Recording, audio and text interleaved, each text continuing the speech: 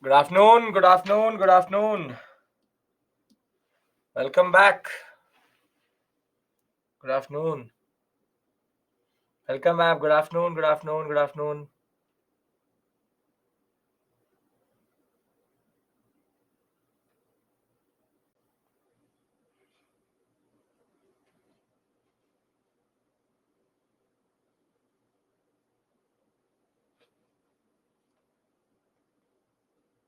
Late by 15 minutes. I think, Chinmay, you don't remember what I said before I ended the class. I told you that we will start at 2:15.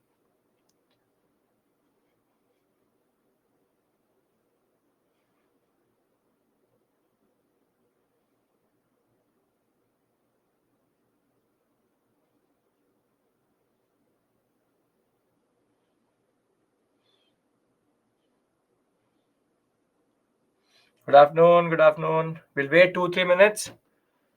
Once everybody joins in, a very interesting section, which is transportation. Once we're done with transportation, we go into philosophy of rule.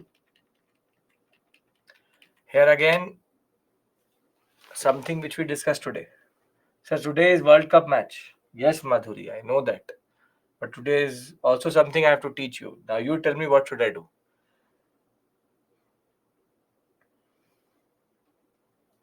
Aditya is giving me score updates.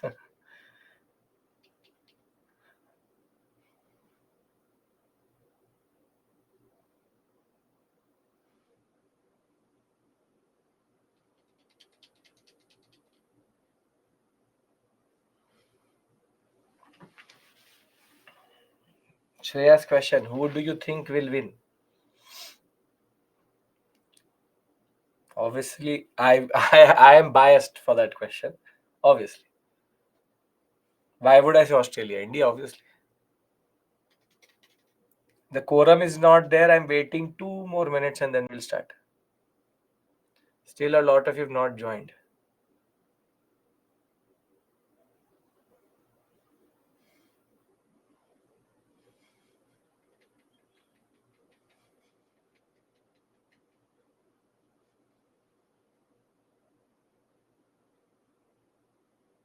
World Cup is also part of nationalism. The same nationalism gave us independence. Kash is such hota. You don't know the cost of independence. You don't know the cost of independence. You don't know how much we struggled for it. So I'll ask you this question once we'll end our course.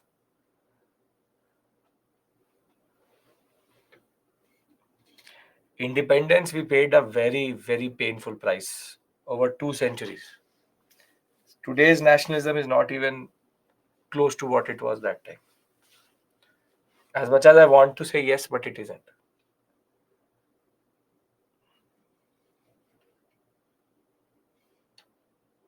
Yes, this is a new module. This is a new module, Kamba.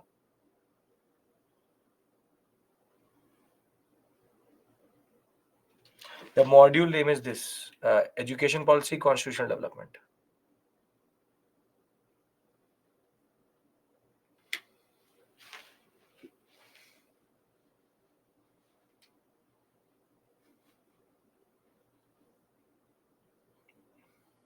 Either I'm being too optimistic in waiting for people to come, or I wait 1 more minute and I start.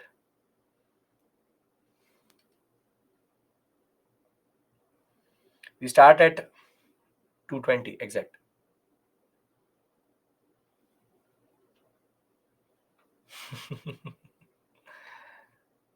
See, Tina, Aditya, everyone, I understand your dichotomy, and there is no solution. I am sitting in front of you right now, so yeah.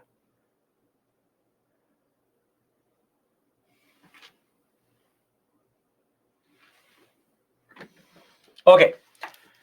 So, with a heavy heart, I start with 10 to 15 people absconding, but we can't do anything about that. We start a new module, and see, we have now discussed in consolidation of the Raj,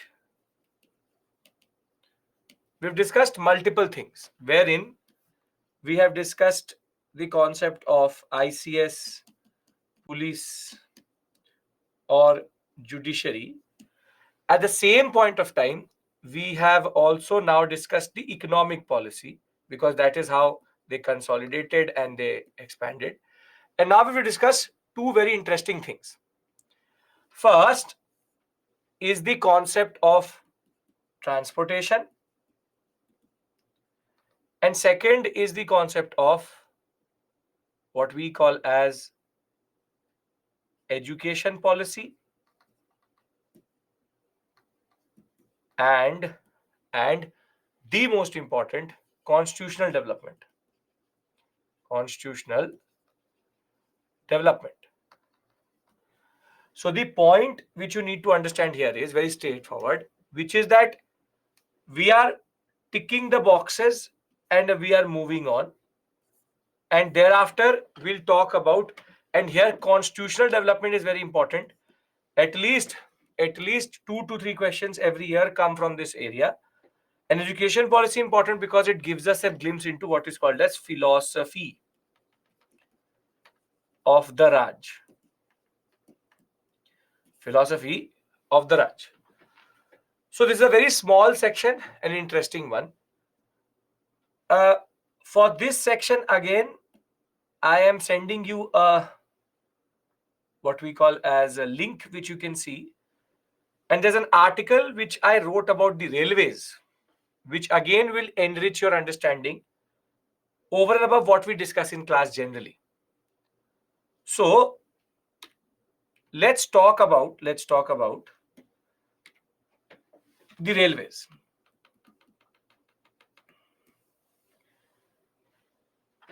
This is in an article.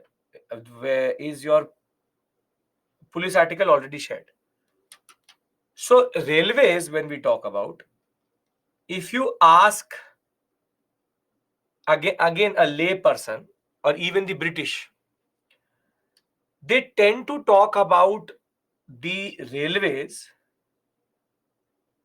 wherein they talk it in a positive sense, wherein we were able to positively get something out of the railways. It's a positive thing that we build the railways in India. What you have today is railways. So railways, if you look at it, Dalhousie is considered, as the question said, the father of modern India in a way, because he is the one who developed it. Railways, the postal system, and the telegraph, all three are related to the concept of Dalhousie only. Dalhousie did it, but don't think that Dalhousie in that regard is doing it innocently or in a positive sense. This point you need to understand. It is not being done in a positive sense because railways had one or two intended what we call as results and two unintended results or products or what we call as impacts. There are two intended reasons to produce it and there are two unintended ones. Railways in India was not introduced for transportation to make transportation easier. No, that is not the reason why we ever actually saw the railways coming to India generally. It was rather the most important, the ulterior motive of the British when it comes to this is the fact that you get out of this military movement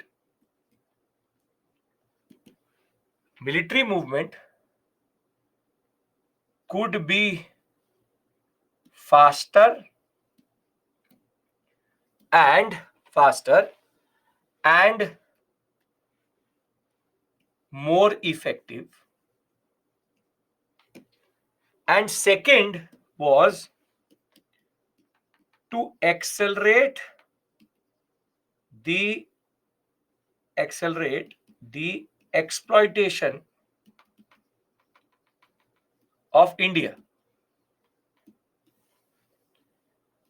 These are the two intended consequences. You are telling that it was used by the public. You are telling that it was not used by the public. I'm not saying that. I need to understand this point. It is there for the public, but it is not there basically for the public. If you are developing railways, you have to have public access to it. But the railways was developed not between Thane or Thana and Pune, Thana and Bombay, which is in 1853, not for the purpose just because it was a very good line. It was a line on which cotton was very, very important. No, it's not for good transportation. Again, you are misunderstanding it. Don't look at the positive here. It is not good transportation which they want. They want effective transportation of raw material and military movement. Basically, it's an unintended consequence that people are using it. Obviously, they will use it. Railways in India, and that is why I've given you that article, because it tries to argue the same. Railways in India did not have a positive perspective when it comes to Indian interest. It was to accelerate drain of wealth. Drain of wealth was being accelerated. It is not that the British thought, oh my God, because the Indians are on bullock carts, they are not able to travel properly. That is why we should get the railways. Railways will accelerate everything. No, they are trying to drain us even more. Okay, you get fast transportation. That doesn't mean that that was the intended purpose of that transportation. Please understand this point. I cannot emphasize this enough for you. Wherein the railways intended consequence was not based on goodwill. In no way it was based on goodwill. It was rather based on an urge that we have to make sure that our nodes and countryside are in a way connected to each other, which is that you have Bombay, Calcutta, and Madras as the nodes, the three ports which are very important. Add Karachi to it, and you get all the four ports which are important. And thereafter, it was about going into the countryside.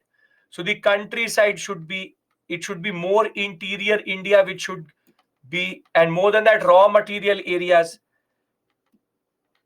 It's linked to how all the areas which is opium producing, indigo producing, Chittagong not that much, but Calcutta is the biggest port at this point of time.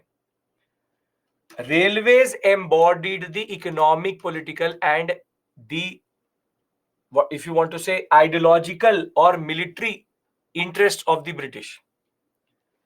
If you understand this point, you will understand it forever. Please understand this. Don't fall into the trap of the British when they say that we are doing it for goodwill or we gave you the railways. They did not give us the railways as an intended positive thing.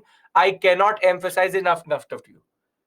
I cannot emphasize that enough, that railways intended purpose was accelerated exploitation and military movement. Are we clear about these 2 points? Are we? British focused on prosperous areas from the beginning. Yes, okay. Now there were 2 unintended consequences. The 2 unintended consequences are even more interesting, which is the British, by virtue of the railways, united the Indian subcontinent via political and administrative consolidation. So India, as we speak about it today is a unintended consequence of the British, because by doing it, people started to travel. The movement of information, of people, all started to happen. And the second biggest is nationalism. Why? Because if you look at it, see, if you look at it, what happens is now people think that I am getting exploited, but is he getting exploited or not? They go to a different part of India and they say, "Arey, yahan bhi yahi ho raha hai." So the peasant who is sitting in Madras now gets to know that there is the same thing which is happening in Bengal also, and then the same thing is happening in Bombay also. So they are now people, when they're moving around, they are getting to know that, okay, the British are doing the same thing everywhere. This is a very big understanding. You need to understand that nationalism, you need railways for nationalism. Because if you look at the railways map of India, this is what India is. If I link all the nodes for you, Bombay, Karachi, Calcutta, and Madras, and the last point till which the train used to go, the exact same lines is what we use today. We exactly use the same railway lines. But the point is that these were not laid to give people access. Rather, the biggest issue is that by creating this, the British now have created access to information, nationalists going around, people going around. Please understand this point. This is a very important point you need to understand, which is that nationalism was a blunder which came out of this.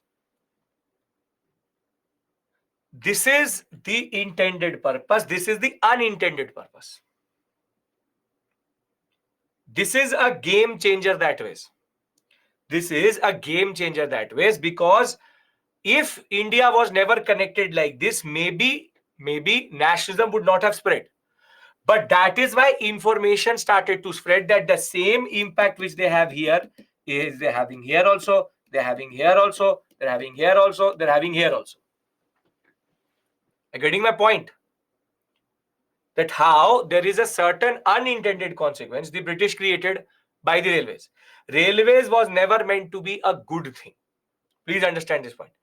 Railways was never meant to be a good thing for Indians. It was basically, and it did also, it accelerated. So what the railways is doing is it has to do two things. For the British, it has to accelerate the penetration of British goods. At the same point of time, it has to extract as much as possible. However, in doing so, India got united into one unit. I'll write it in a different color. 1 second.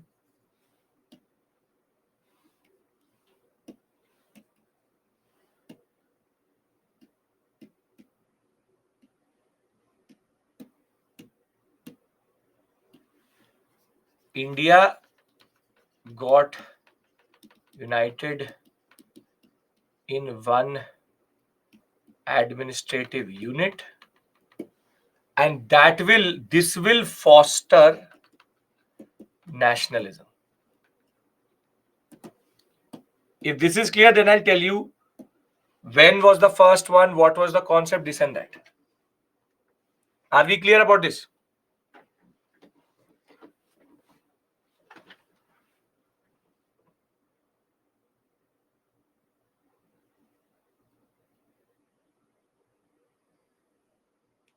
Yes, okay. Now you see, you have bullock carts, camels, pack horses, all were used previously, but the problem with this is slow movement and not based on accelerated exploitation. So the first thing which the British did was that they thought that maybe if we make the roads better, it will be better. So the Grand Trunk Road was developed in 1839 and 1850. But if your roads are good, but the transportation is slow, would it make any sense? You tell me. Would it make any sense if the transportation is still slow? Did princely laid railways? In a way, Niranjan, princely states did get railways tracks if they wanted. So what happens is that in Madras they first developed, and the irony is in Madras what they developed was not a railway. They developed a wagon which used to be on tracks, but horses used to then pull it. Horses then used to pull it. But that is basically not a railway. That is not a railway. So the first proposed railway system was that we should have a proper railway system in India. There's the same GT Karnal Road which was developed by no one else but Shesha Suri. That is something we discussed separately in medieval India. But the point is, the fact is that railways conception comes in 1830s, 40s. By this time, the British have become very stable in India also. So they can actually go in that direction. Now, it will be Dalhousie who will come to India and propose and start the first railway track, which will be between Bombay and Thane. Thane is nothing but Thane in 1853. In 1853, Thane, Bombay was, this is a very important cotton belt. And in that regard, for this cotton belt, they needed to make sure that the exploitation was good enough. And by later, Dalhousie will propose 4 main tracks, that there should be 4 major tracks which should connect all parts of India itself, like what we have the Golden Quadrilateral. You should know the Golden Quadrilateral, which we have in what we call as the highways. They wanted a Golden Quadrilateral connecting Delhi, Calcutta, or you can say rather the not even Delhi, towards the Punjab sector, Amritsar, then Madras and Bombay. This way, they could basically exploit everything. And by 1869, 4,000 miles was also up. 4,000 miles of railways was also up. But now a very important question is, how and who was funding it? Can we consolidate till what this point? We have understood the intended and unintended purpose. We understood the first railway line. We have understood the reason why Dalhousie is so important and why he's called the father of modern India. Can we discuss why and how they will get that money? Because railways, the biggest issues is it needs a lot of capital. Lot of capital is needed. Lot of capital is needed. Why not Myanmar? Myanmar is connected. Myanmar is connected. You can see here. The Burmese sector is, but the problem is, can anybody from a geographical perspective tell me why it is hard to connect these two parts? Can anybody answer? Gaurav? Hi, Akanksha. What is the mountain range here? What is the mountain range here? Yes, the Purvanchal Hill Complex and the Arakans. So basically, you have a proper barrier in this part of India. That is why you can't develop something. So understand this point very clearly, that they were trying to integrate everything together. But building railways in hills is very difficult. And that too, you have a wall here. Can we answer this question? How and where did the capital come from? How and where did the capital come from?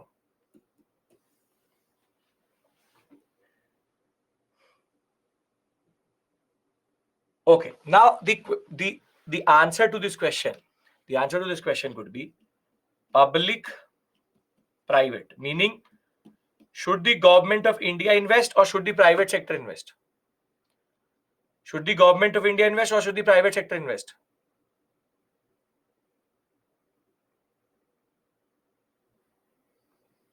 Government, obviously government. But the British are too smart.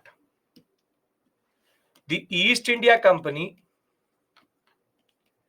did not want to spend the initial capital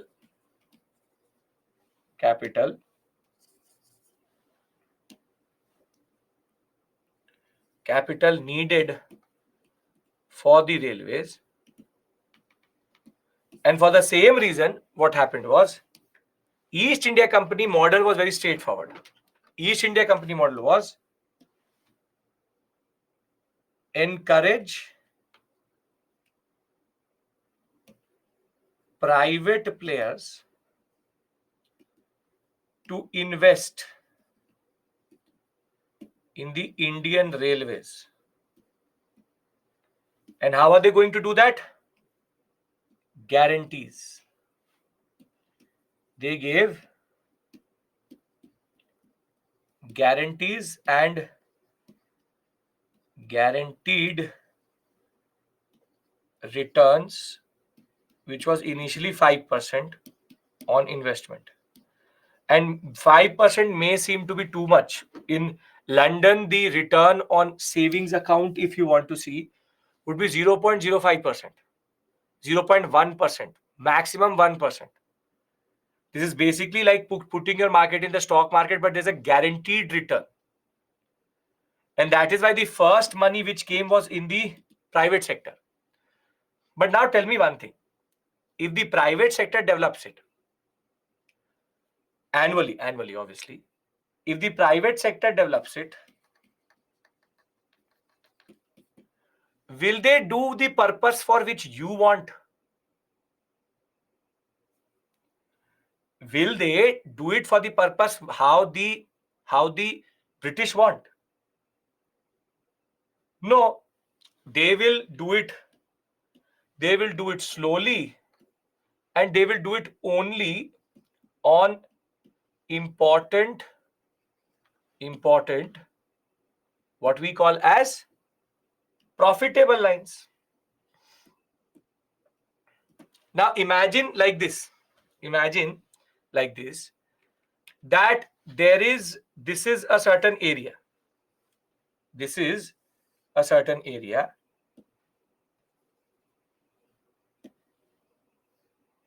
And this is a cotton producing sector.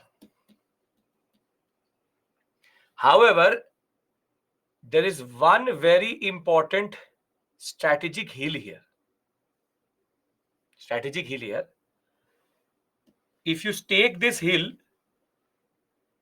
you will basically control everything. You will basically control everything in this sector altogether. And there is the port here. Now tell me one thing. If there is point A, point B, point C, point D, and point E, how will the British in a way intend to go if it's a private investment? If it's a private investment, how will they go? How will a private player develop a track?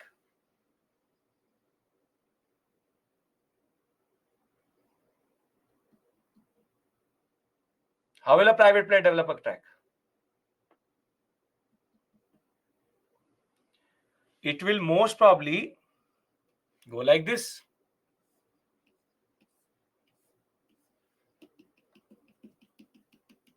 Now, if you go by a private player, he will ADCF. But now the British want to hold B. This is why the British saw that private investment was not doing anything. So rather, after a certain point, you get the point why private investment will not suffice or is useless. Because private investment will always take the shortest path, and it will take the easiest path and the least cost path in that regard.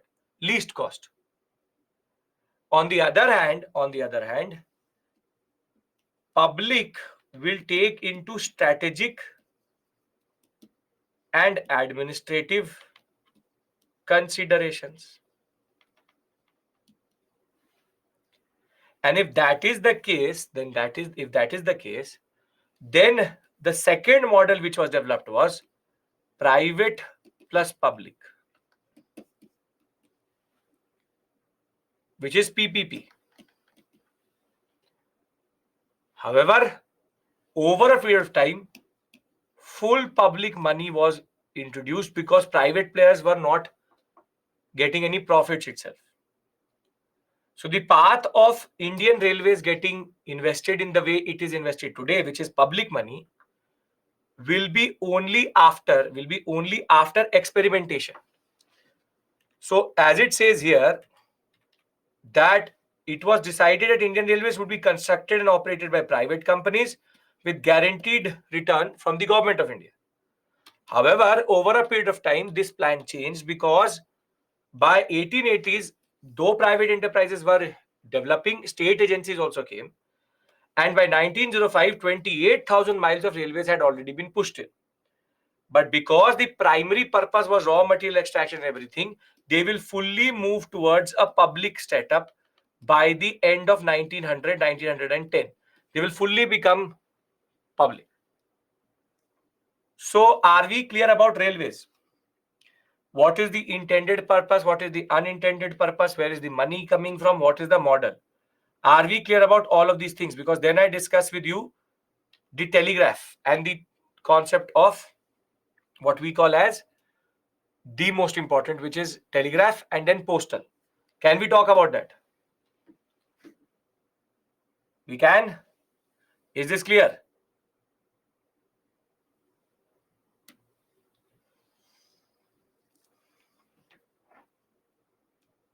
Okay. Yes, sir. Yes, sir. Clear, sir. Yes, sir. Very good. Very good. Very good. Very good.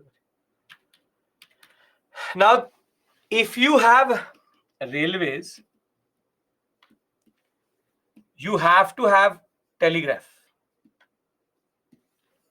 Because you tell me, if a train leaves one station and it has to reach the other station, how will the other station get to know that a train has left?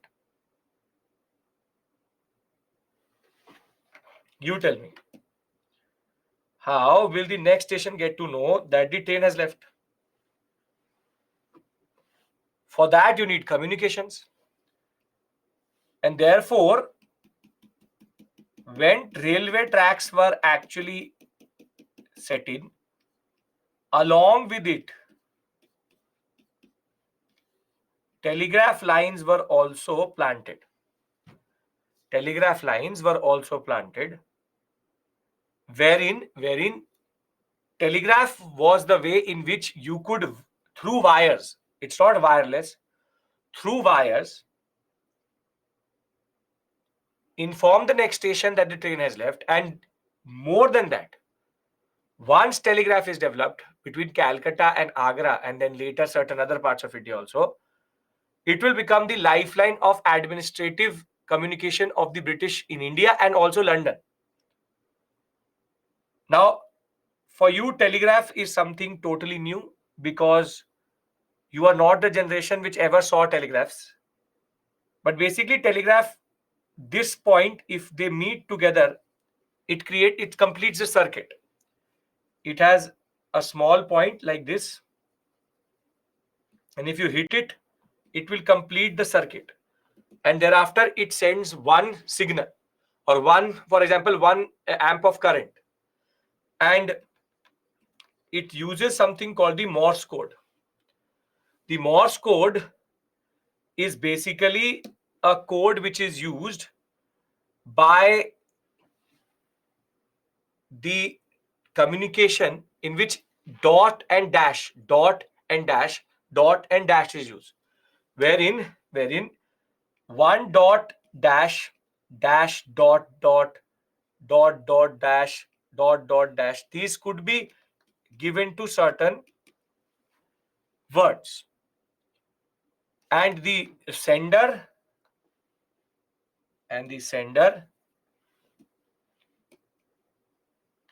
could send certain things via a certain sequence, and the receiver would then receive it. So the receiver would get a paper on which these dot and dashes were made, and then he used to read or count what the word is. That's why on a telegraph you always had like this boxes made.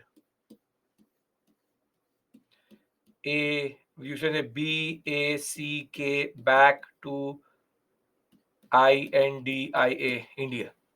This is the way you used to do it. So telegraphs were developed in consonance in the same period so as to send messages. Are the telegraphs? No, telegraph has now been phased out. I think past two, three, two, three, 3 years back. I think 2020 or 2019. The last telegraph was sent. The last telegraph was sent 2020. Yeah, I think that is the time. So the point is that, be it 1853, the telegraph is a much needed thing vis-a-vis a railways. If you have railways, you need telegraph. And Dalhousie, along with that, will also develop the postal system. That is why he's considered the father of modern postage and modern, what we call as modern India, because these are considered as indicators of modern India. And he will first develop a postage system in which they used to not take for distance but only weight. But that made no sense. So they will add weight and distance both and develop what we call today as a proper postage system.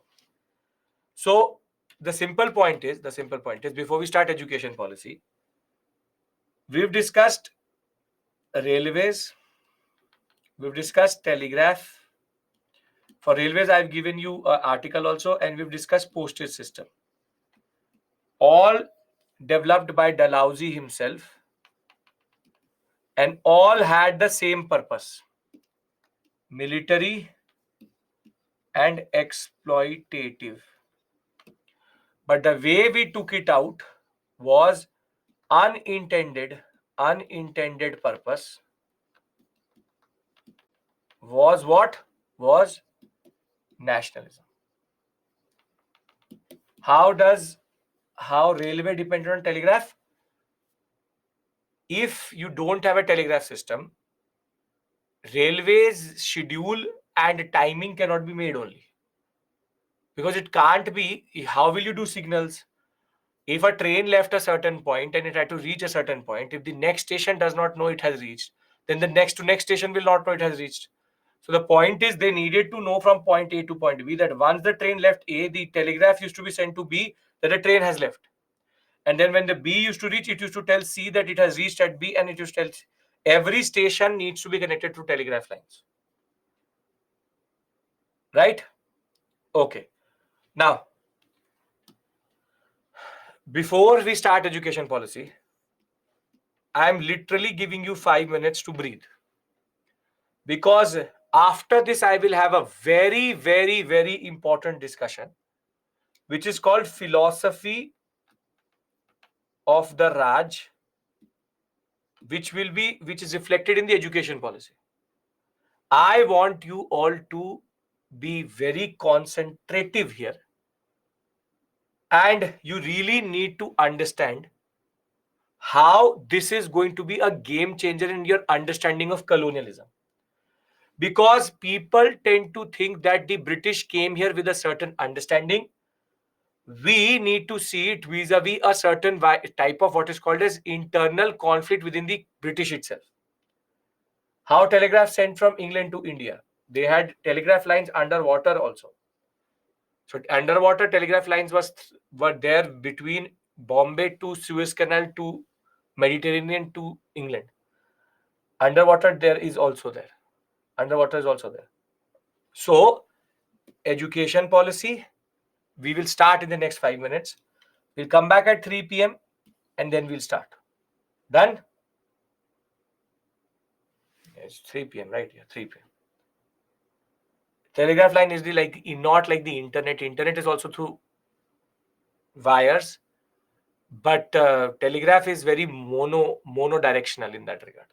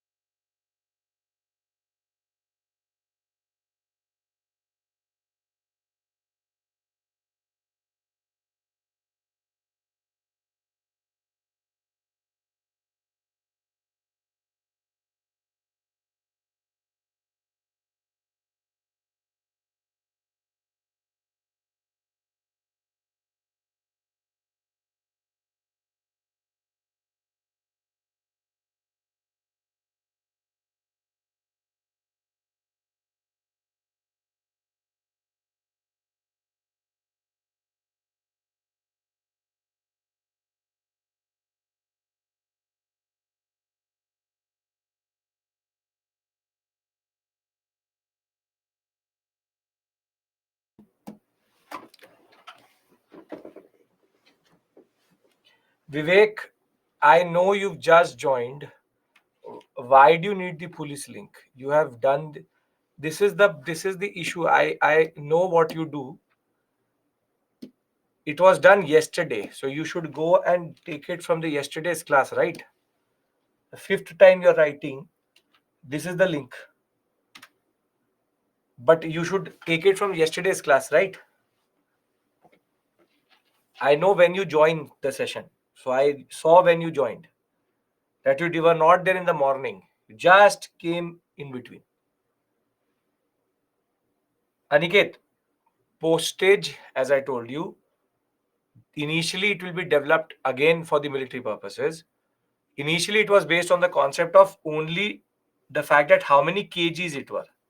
But then you can send it from Kanyakumari to Jammu and the kgs will become immaterial. So he changed the concept in which it became distance and the kgs based concept. Okay. Shreyas, you can do that. You can do that also. Okay. Now I want 100% attention because something very, very important we have to discuss. And this is called education policy, but it is related to a much bigger concept, which is called as the concept of philosophy of the Raj. Now, what do I mean by philosophy of the Raj? People tend to think that the British just came, ruled, they had a separate, straightforward agenda, and basically a monolithic agenda in that regard. But if you look at the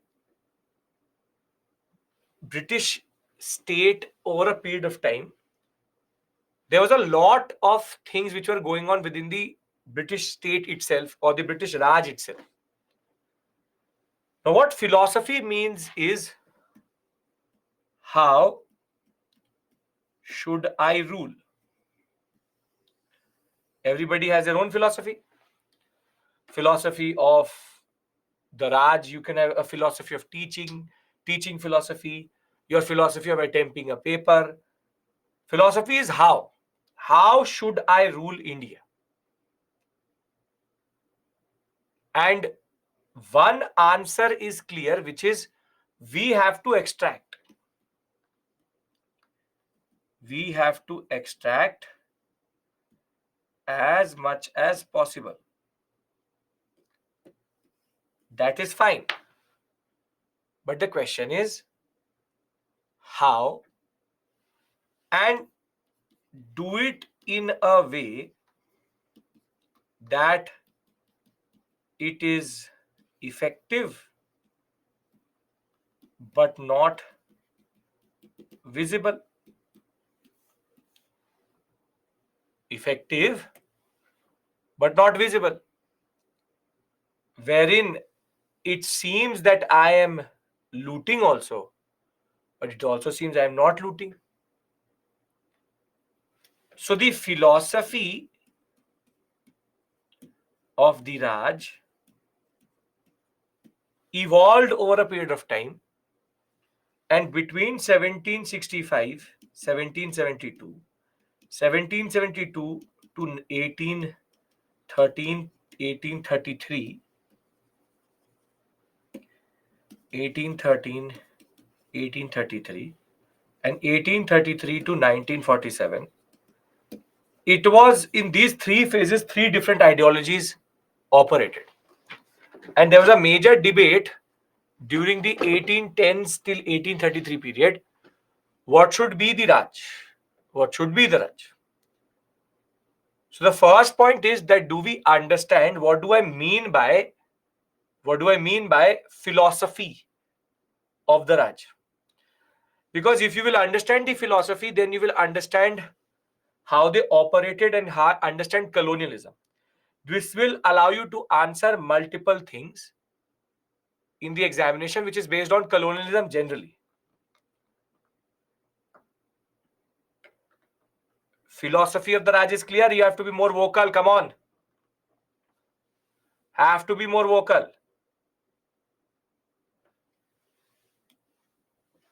Yes, sir. Yes, sir. Yes, sir. Yes, sir. Okay. Very good, sir. Okay. Now, between 1765 and 1772, Robert Clive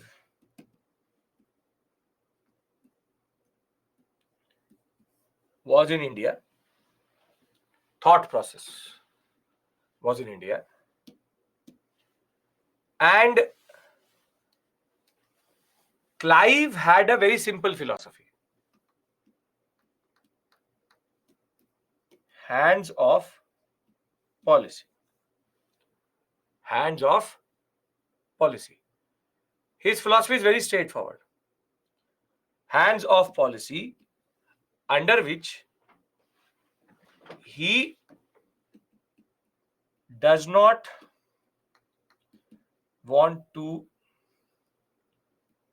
fundamentally change anything. Do not even alter the institutions. Just exploit and extract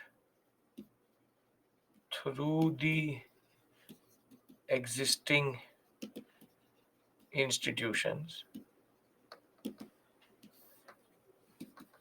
No need to take responsibilities that are not linked to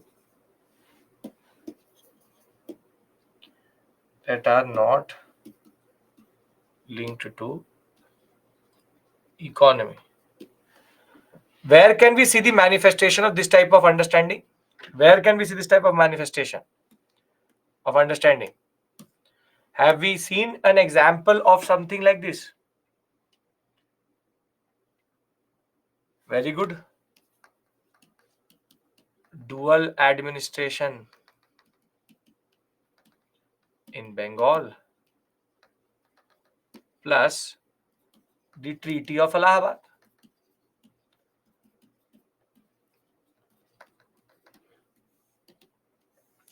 This exact concept is embodied in the Treaty of Allahabad and dual administration.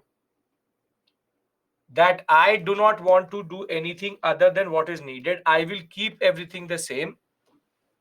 It's just economic extraction without responsibility. Don't do too much. Mask colonialism with no consequences. So you don't talk about colonialism itself. You just leave it there. You just leave it there.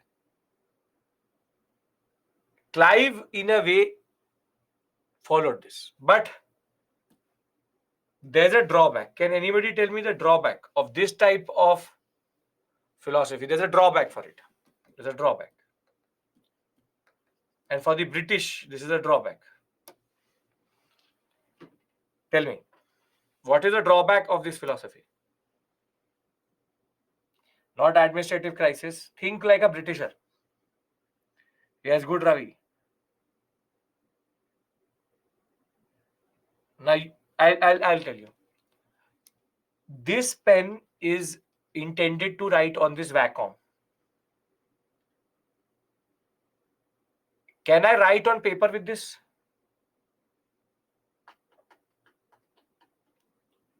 Maybe I'll able to put some indentures or put some pressure, but I'll not be able to do it. The drawback is that if you don't fundamentally change anything, then those institutions were not made for exploitation. Mughal institutions were not made for exploitation. So if they are not made for exploitation, how can you exploit? The drawback is not effective extraction not effective exploitation, because the original purpose was not to exploit.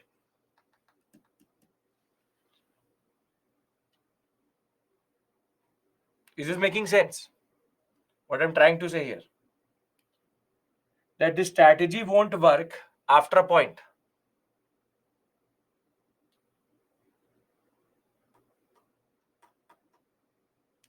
Is this making sense? What is the drawback? What is the reason?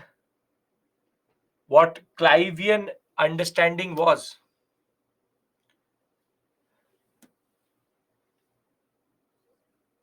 Okay. Now,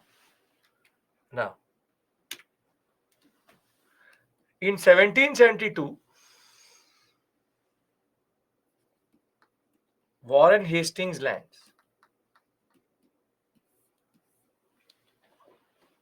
and a whole set of officers, such as Warren Hastings, you have Colin Mackenzie, William Jones, Colebrook, all of them embody a certain idea: move away from Clivian policy towards what is called as Orientalism or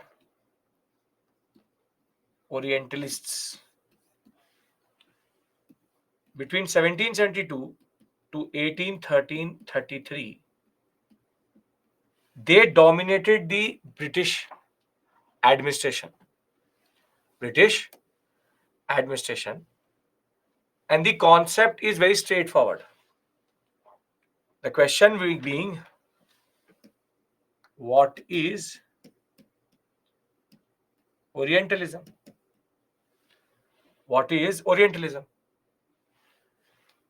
Now, the Orientalists have four basic concepts: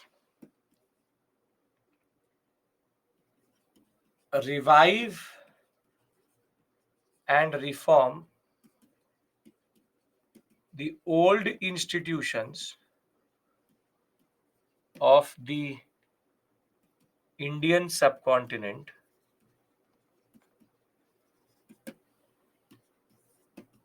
do not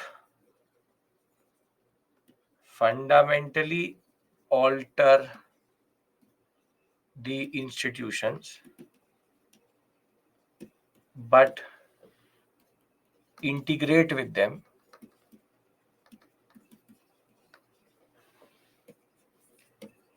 mask your intentions as the new ruler in these institutions,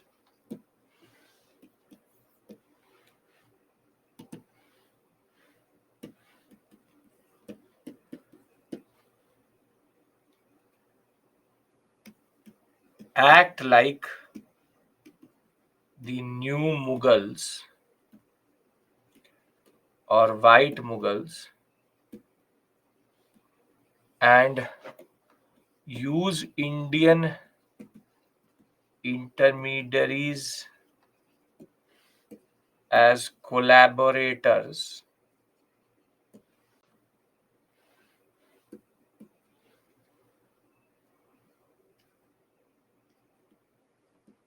The history,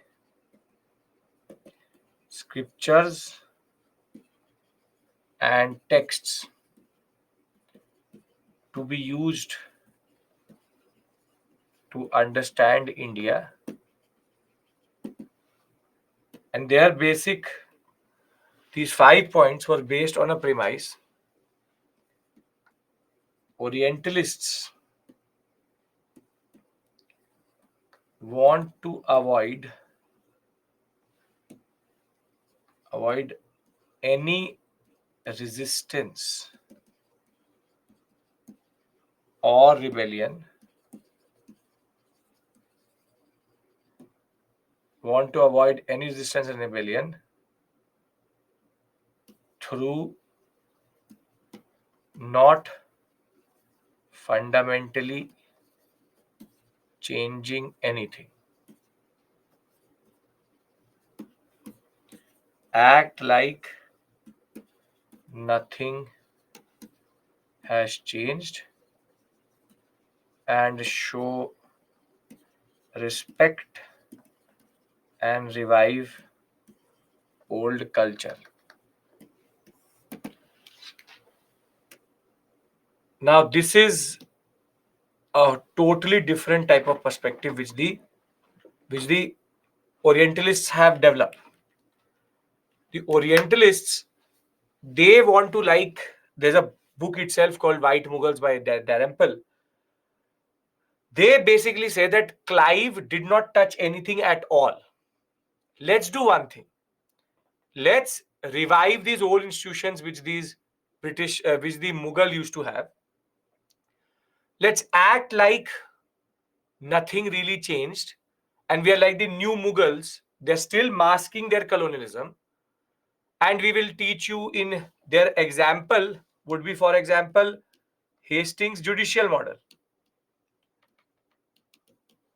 The fact that they will advocate vernacular education. They would say that let us teach them in Sanskrit. Let us establish Calcutta Madrasa. Let us establish Sanskrit College. Let us establish Asiatic Society of Bengal.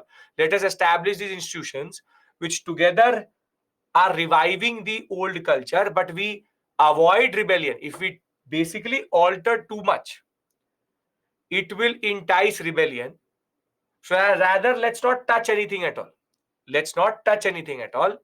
We should revive it. Let's revive and reform and integrate with these systems, and let's see how we can make sure that our interest gets aligned in these institutions. So revive and reform old institutions. Don't fundamentally change them. It's not that you change them altogether. Make your institution or intentions as the new rulers into, or mask your intentions in these new institutions. That this judiciary is to do good for you, but it is not doing good for you, but rather about reviving their own interest. They act like they are new Mughals, that Mughals were there. Hum naye Mughal hai. We are new Mughals. And intermediaries remain the same in that regard. And the history, scriptures, and the texts of India would be used to understand what is Indian culture, in order to decode what is Indian culture. And if that is not enough, their main intention was this. They believe that if they do too much, they will lead to rebellion. Masking colonialism by reviving old institutions. It's about diversion. But Mughals were not over-exploitative. Tina, very good point. That is why, in a way, Orientalism will not work only. Orientalism, in a way, failed. Because 1857 also happened. There was a rebellion also. And this type of approach, you can do, see, again, understand, Sundaresh, I have two ways in which I can exploit you. For example, I'm your boss. There was a boss before me. His very bad habit was that he always expected you to do overtime. But he used to not say anything. He used to just say, you have to stay back, you have to stay back, you have to stay back. Now, what I am doing is, I'll say that, I'll not say that you have to stay back. I'll say, we have a dinner at the office, and thereafter everybody is going to have a working lunch or a working dinner. So I am making you stay back in the office, but I'm masking it with this intention that I'm different. This is what the British are doing. The British, by having Pandit and Maulvi, they are just trying to act like we are just like the Mughals. Mughals used to sit in the middle. Now we are sitting in the middle. Still, the Pandit and the Maulvis basically keep the intermediary, keep the Indian forward, keep the Indian element in the back, and you stand in the back. You stand in the back. That this is the face of colonialism. This is the intention of colonialism. So they wanted to keep the face of colonialism still the same. But the purpose was still exploitation. And the problem is Orientalism, be it Hastings. Hastings judicial model is a very good example of Orientalism. The fact that Asiatic Society of Bengal will be established, the fact that there will be Calcutta Madrasa, they will always say, teach them in Persian, teach them in Sanskrit, teach them in their own language. Their way of pushing the Indian culture was that let them be engrossed in all this drama. Let them be engrossed in all this drama. The real intention, we will do it. How understanding, sir? I'm not getting your point. It's basically giving a child a toy and in the background doing everything you want to do. Now understanding. Perfect. So it's masking colonialism behind old institutions. You're getting my point? Yes?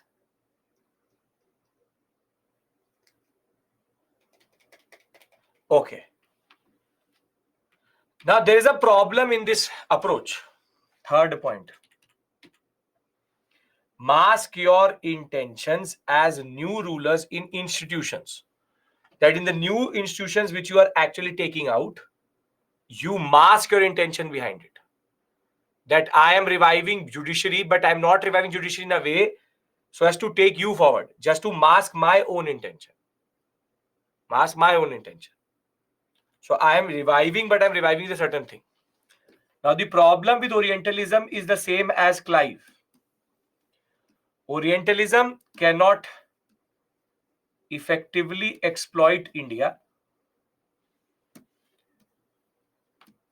Who are these intermediaries? Pandits, Maulvis, Zamindars, whatever you want to say.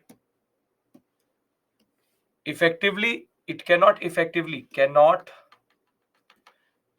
exploit Indian subcontinent.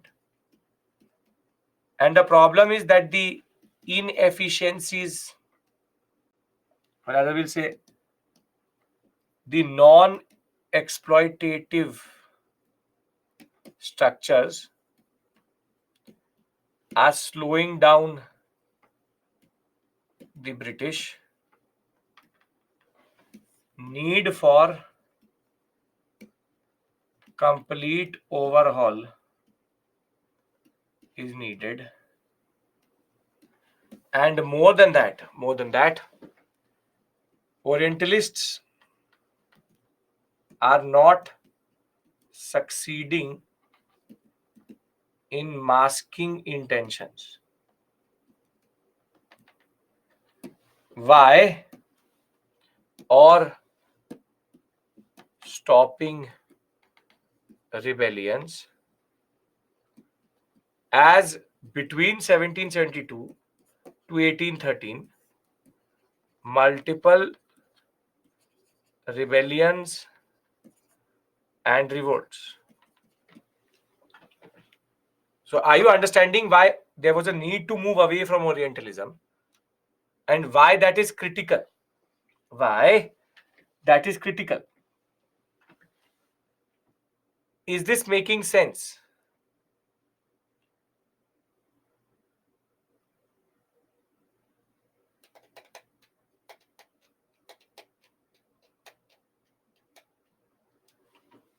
Clive and Orientalists, clear? Because then I talk about the path breakers.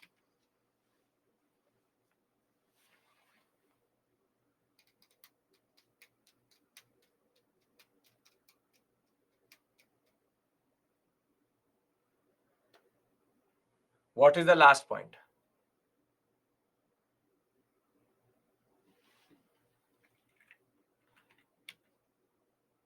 rebellions I will discuss with you. Resistance to Raj I will discuss with you.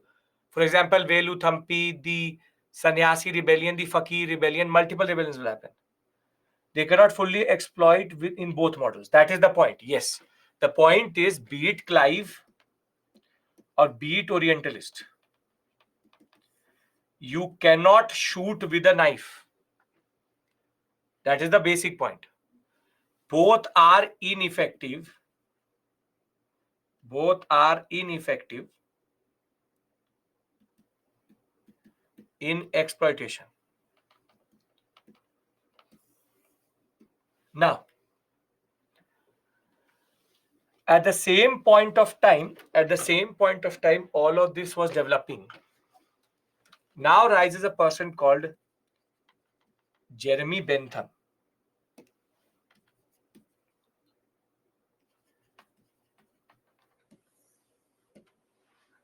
Jeremy Bentham is the father of utilitarianism. And the father of utilitarianism, you would have heard this quote for sure.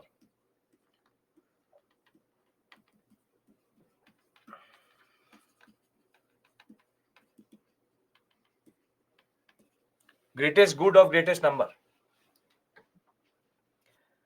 Have you heard about this quote? That democracy is based on the concept of, you haven't. This is a very standard quote which comes from Benthamite utilitarians. This is called greatest good of the greatest number. And it's a very standard thing under which it is believed that democracy is based on this only. That, for example, when we removed the right to property out of fundamental rights and went for land reforms, was it going to hurt the landlords and the zamindars of India? Yes. However, we went forward with it because this act would have done the greatest good for the greatest number, wherein maybe exploiting maybe harmful for 10,000, 1 lakh zamindars, but it does good for close to 50 lakh, 2 crore, 3 crore peasantry. So the greatest good of the greatest number is always seen. What does it do good for the majority?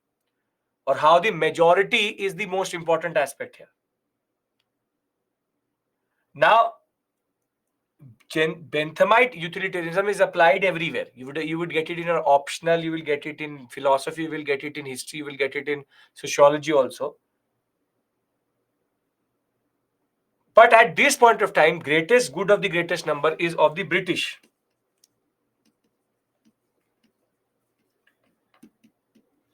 And the utilitarians believe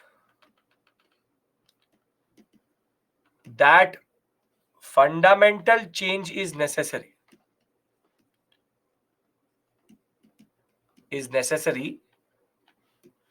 For greatest good of the greatest number, but not Indians, British. And in that context, utilitarians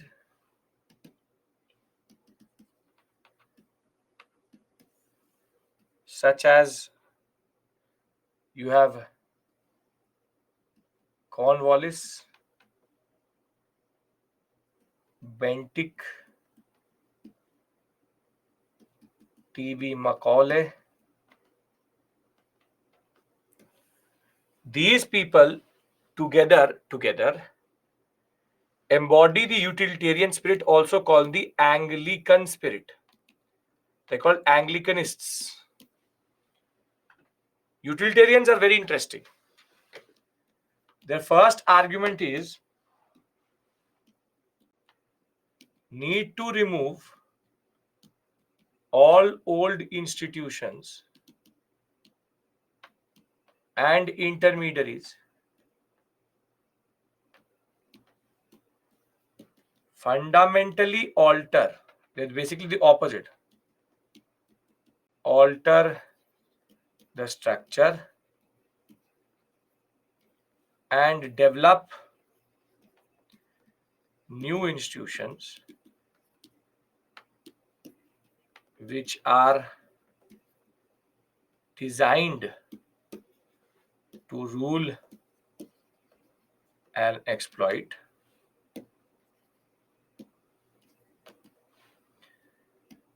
Thereafter,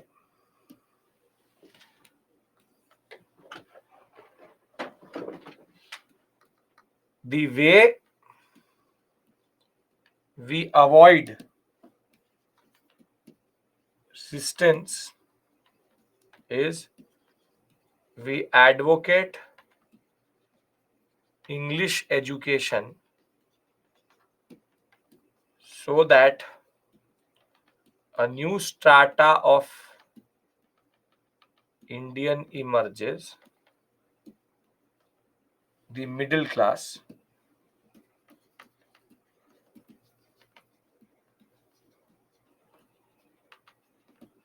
which is loyal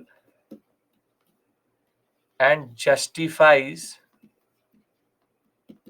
colonialism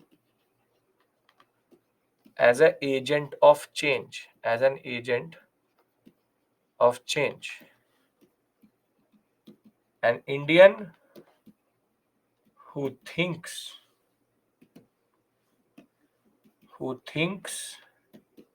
acts, reads, eats, and dresses like a Britisher.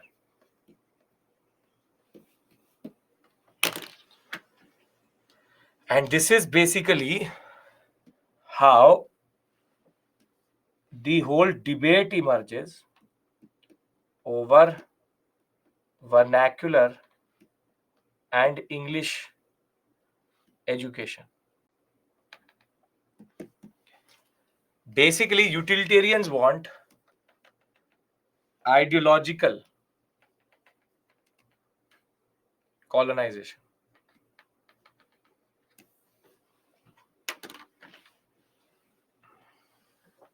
Is this making sense to you? What the utilitarians are saying? The utilitarians are literally basically saying that we change everything. But yes, there will be resistance. We mitigate that resistance by fundamentally changing the way the Indian thinks.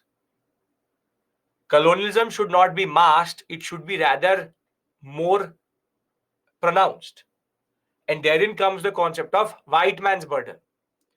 That we are an agent of change. We will change India. And this loyal middle class Bhadralok Bengali is going to actually justify that yes, the British are trying to change something. The product of this process is the middle class intelligence here. Is the middle class intelligence here.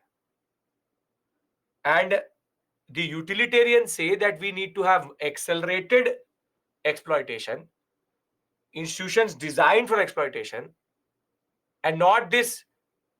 Basically, the difference is that the utilitarians and the Orientalists want to stab you and they want you to slowly bleed to death.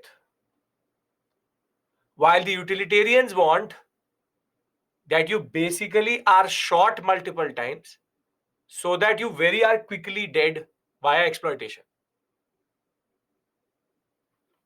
But the utilitarians forgot about one thing, because it is this philosophy that is going to turn out to be very dangerous over the long run. What did they forget? What did they forget?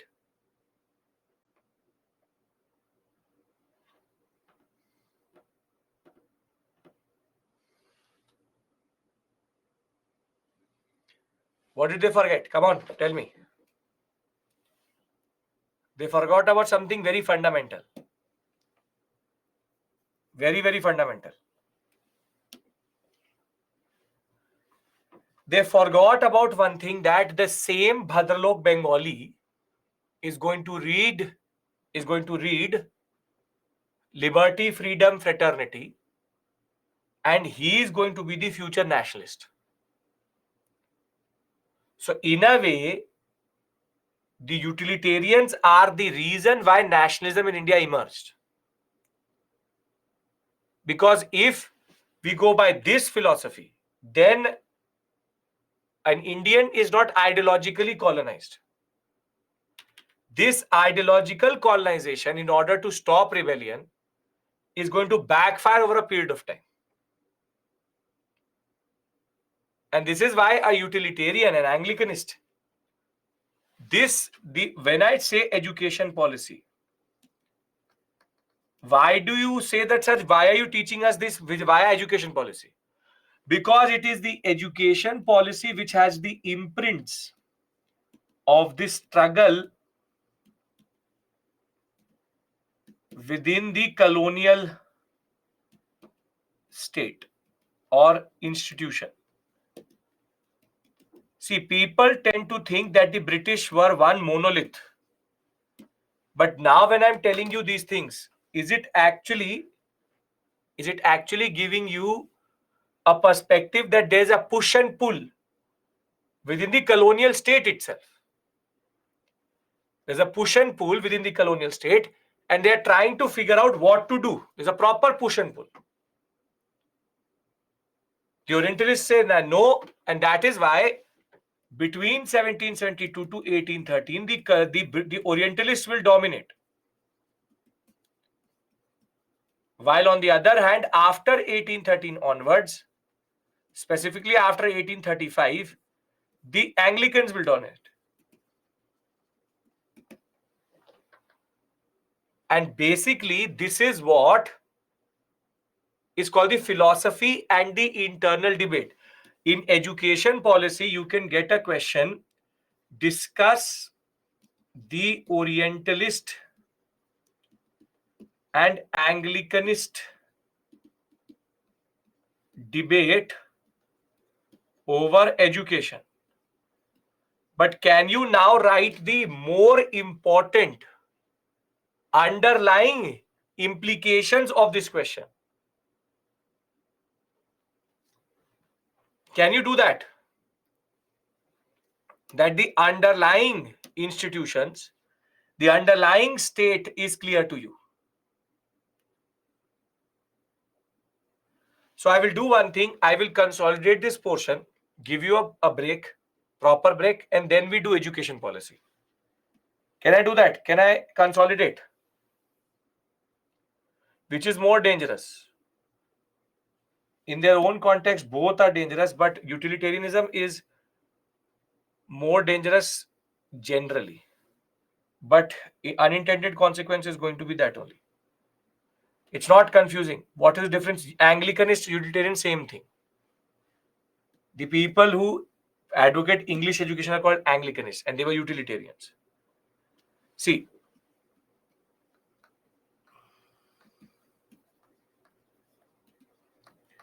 what is the confusion generally? What is the confusion?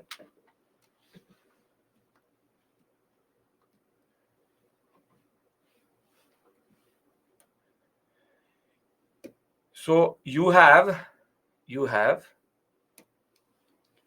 Orientalist do not fundamentally alter the institutions of India, reform and revive the institutions, mask colonial intentions in these institutions,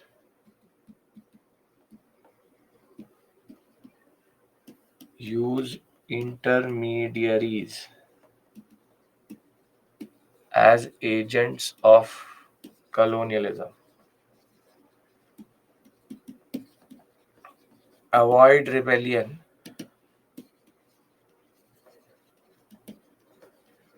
by not doing too much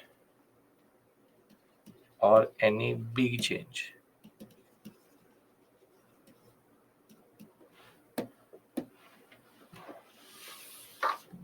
The people who advocate school education today are in the present time, no Anglicanist exist. British thing. Fundamentally alter the, or they are called utilitarians also. Fundamentally alter the institutions.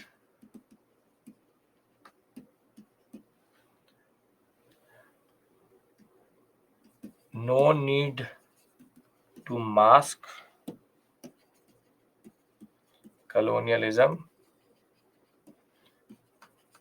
rather develop specifically designed institutions for exploitation and change. 3. Avoid rebellion via a loyal English educated Indian who justifies the rule.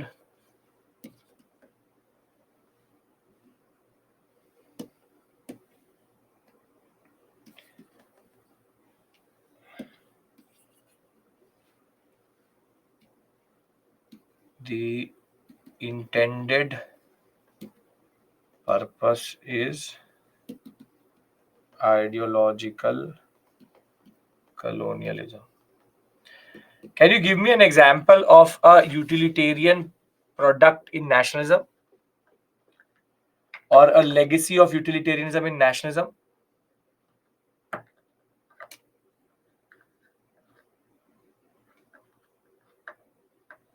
Moderates. Moderates, aren't they basically the product of utilitarian politics? To the last moment, the moderates used to say that the British don't know what they're doing. Let us tell them what they're doing. They will do good. That is why it took us 100 years to understand what was happening. The early products of the Indian socialist reform movement were also like that. Raja Ram Mohan Roy.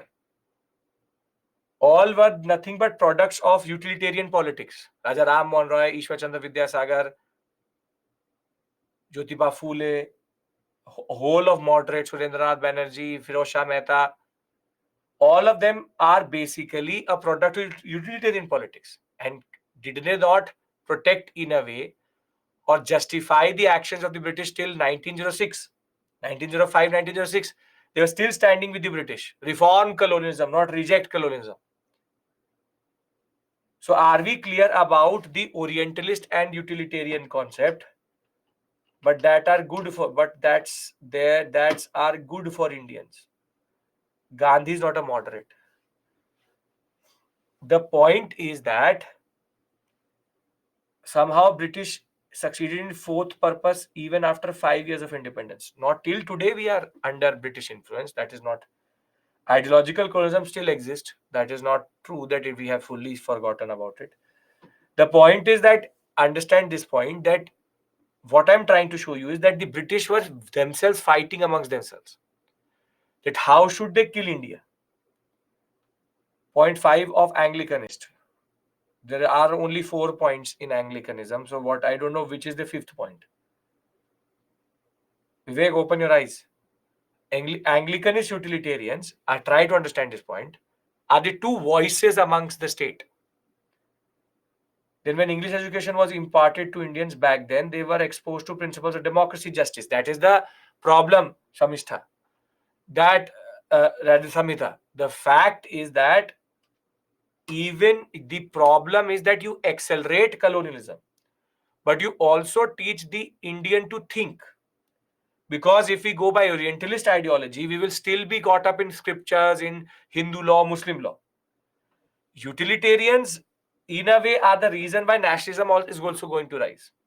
If you don't go for this path, you will never get nationalism, because you will never under utilitarians get to know that under orientalists get to know that you are getting properly colonized. So it's basically about drinking phenyl or shooting yourself. Orientalists are that poison phenyl which is going to kill you, but slowly. But it is going to be painful. While utilitarians, they will shoot you, but it's an instant death, but that instant death creates nationalism. Tinka Orientalist. Straight away take everything utilitarians. Silent killers are Orientalists. Smoking, alcoholism. Utilitarians are basically like COVID-19. Spreads, takes, but thereafter you can build an immunity for it. Get it? Do you understand this? Then I give you a break here. Because then we do education policy as soon as we come back. Okay. So I leave you on this slide. We come back at, I take it as 50. We come back at 4, 1, and we will take the story forward. 4, 1, and then we have to go till 5:30. So we'll easily be able to do education and a little bit of constitutional development. So we enter social justice reform movement also today only. Since there is no mask fastly led to nationalism. Yes. There's Satya, very good, very good. What very good, very good. Satyanarayan. That because there is no mask, nationalism can develop very quickly. So you see, 1772 to 1813, 1833, nothing happened. But as soon as they will come in 1833, by 1885, nationalism will develop automatically. So within 50 years, utilitarians will produce nationalists. While for close to 100 years, nothing really happened. Get my point? Yes? Okay. So we come back at 4-2. Nationalism is a product. That is why I say that nationalists did not fall from the sky. And don't take education as a very straightforward concept. It is very dangerous. It is very, very dangerous. Right? Okay. See you.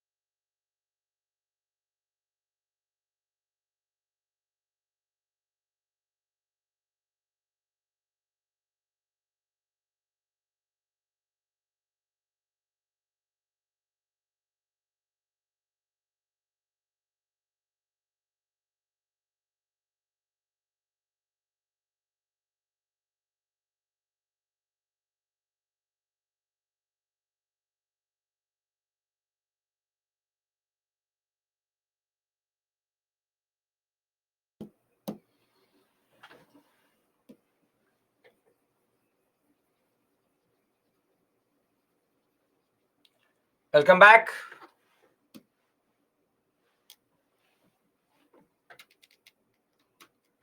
Okay.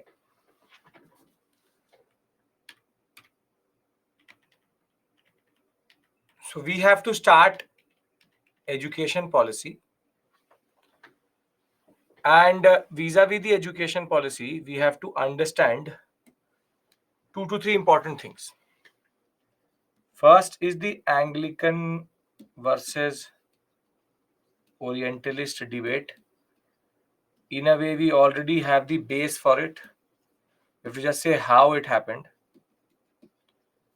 And thereafter, it's when Orientalists lose out to the Anglicanists. And last but not the least, the concept that you also need to know the committees related to them.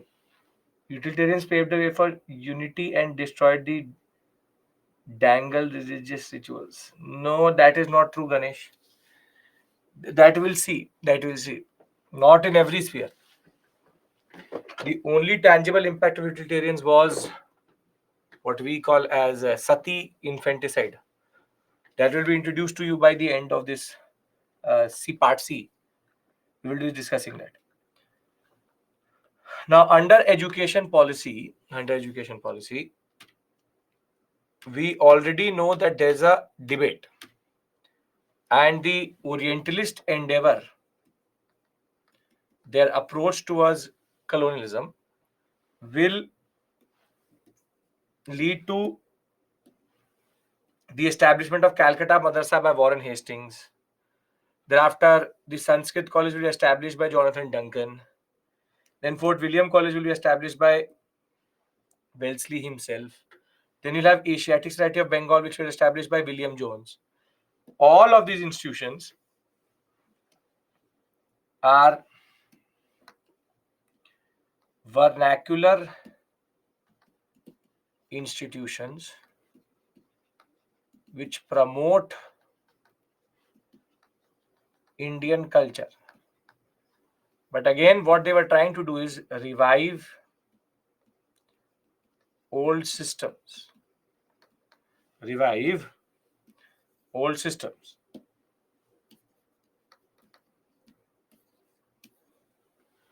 Now, the Anglicanist effort initially was dominated by no one else but the missionaries and the missionary schools. From the Danish stations, for example, at Madras, Serampur, the Anglicanists, and because East India Company had banned till 1813, no missionaries can come. No missionary can come to India. So basically, they had to operate from the Danish colonies.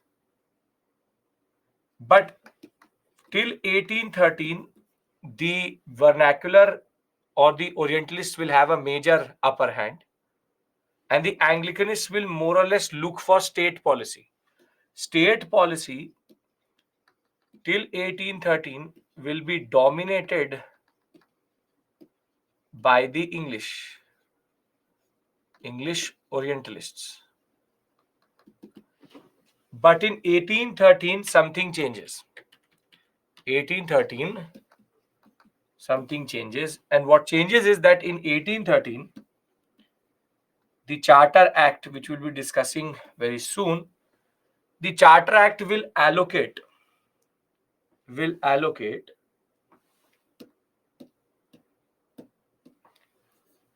1 lakh rupees when taught to question their God, the are true in a way. 1 lakh rupees for education and general awareness in the natives. So the court of directors will, in a way of doing a drama, that they are here to do good things, they are here to do good things, they will allocate 1 lakh rupees for educational purposes in India. And now there will be an intensive debate. There will be an intensive and heated debate over where should that 1 lakh rupee be allocated. Where? To vernacular or to English education. And that is why till 1823 this money was not allocated, because they did not know who to give it to. And what will happen is that this 1 lakh rupee annually, a very big amount which will be allocated every year, which was to encourage and revive the literature of the natives, will have a debate between Western education and Orientalist learning. And while the Anglicans were in no favor that the Orientalists waste this 1 lakh rupees a year into just creating more and more Indian institutions, they wanted this money to be allocated to English education. And for the same reason, till 1823, no allocation only. In 1823, there will be a committee which is called the Committee for Public Instruction. The committee, General Committee for Public Instruction, this will be established. And the committee, the General Committee for Public Instruction, it was its task to allocate this 1 lakh towards education. However, now what happens is that this 1 lakh needs to go somewhere. This 1 lakh needs to go somewhere. In 1833, William Bentinck will appoint a person called T.B. Macaulay as the president of this committee, and he will forever change this debate, and he will be the one who will make the Anglicanists the most accepted and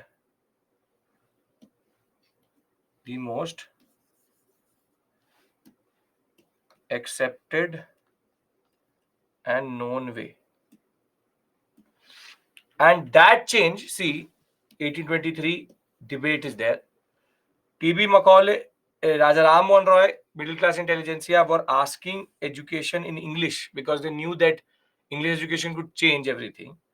And William Bentinck, who was already in favor of the Anglicanists, will appoint Macaulay. And Macaulay in 1835 will give a very disgusting minute. Minute means a memorandum will be issued by him. And in that, he will say a very dangerous line. Very, very dangerous line he will say. And this will basically end the debate itself.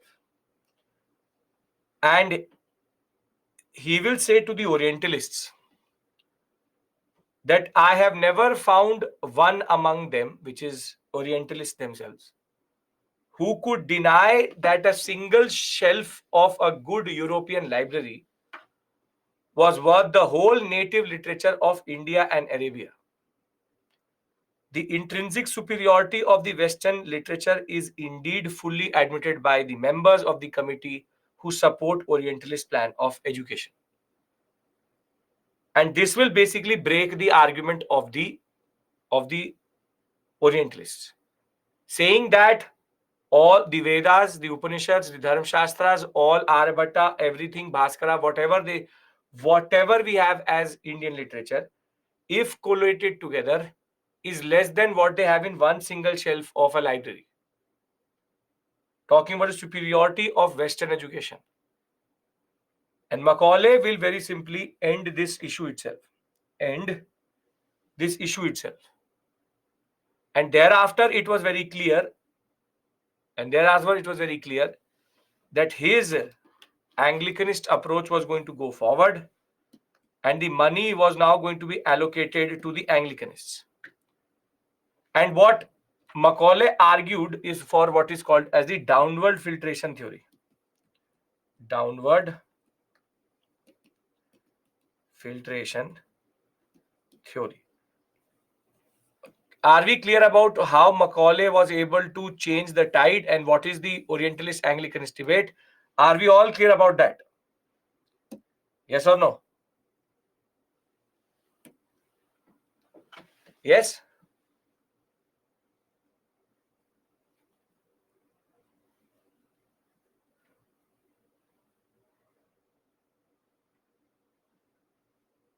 Now, downward filtration theory, if you will try to understand, it's very easy to understand.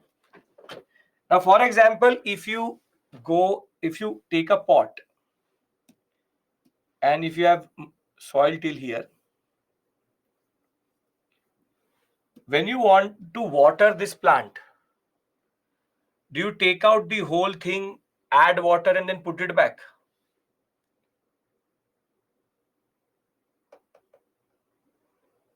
No. You add water here and it seeps down.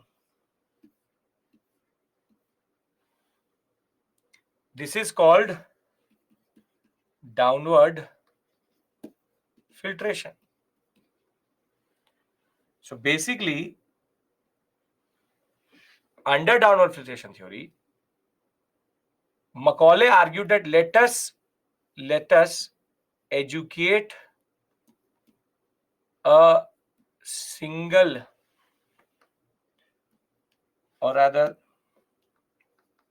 let's educate a single strata of society, for example, middle class, and the middle class will then teach the lower classes. But does it actually work like this? Does it actually work like this? Does downward filtration work like this?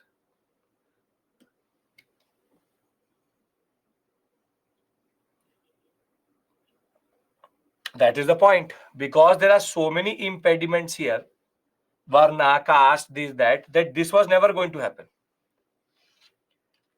So now we have established that there was a Orientalist versus Anglicanist debate. We have also established that by 1835, Anglicanists based on utilitarian impulse won, and therefore in 1835 Macaulay talks about downward filtration. Now what will happen is that the court of director, or rather a member of the board of control,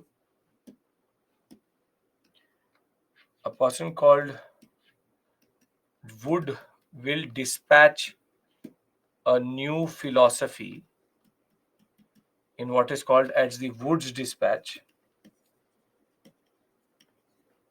of education in India.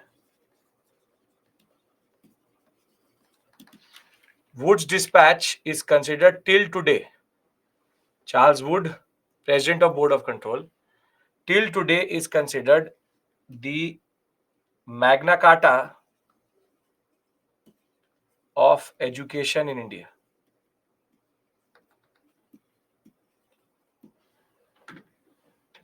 Of education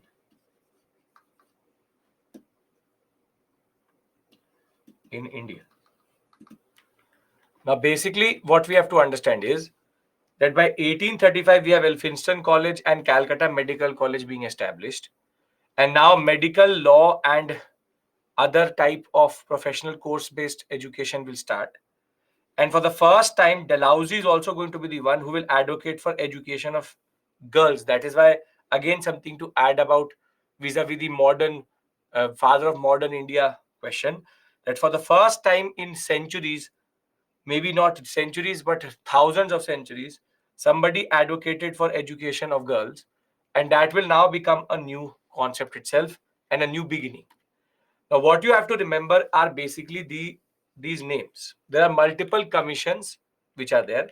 But before I do that, does anybody have any issue till this point? Till this point, does anybody have any issue?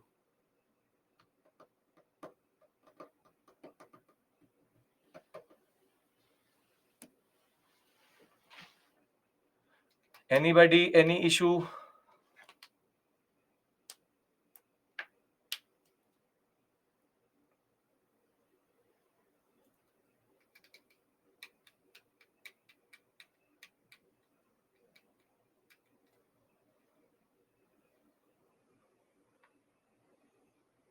Say something. Sir, what is that would actually put forth? No. Macaulay gave his minute. He, in a way, then dictated what was going to happen.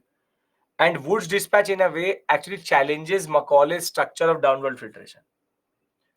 Wood's dispatch, I'm just telling you, is that between 1835 and Wood's dispatch, the domination is of Macaulay's understanding of downward filtration. That will change after Wood's dispatch is going to come, which is he was a very important person. He's the president of the board of control. Basically, the body which was now controlling fully the administrative responsibilities of the East India Company. He says that we need to change the philosophy.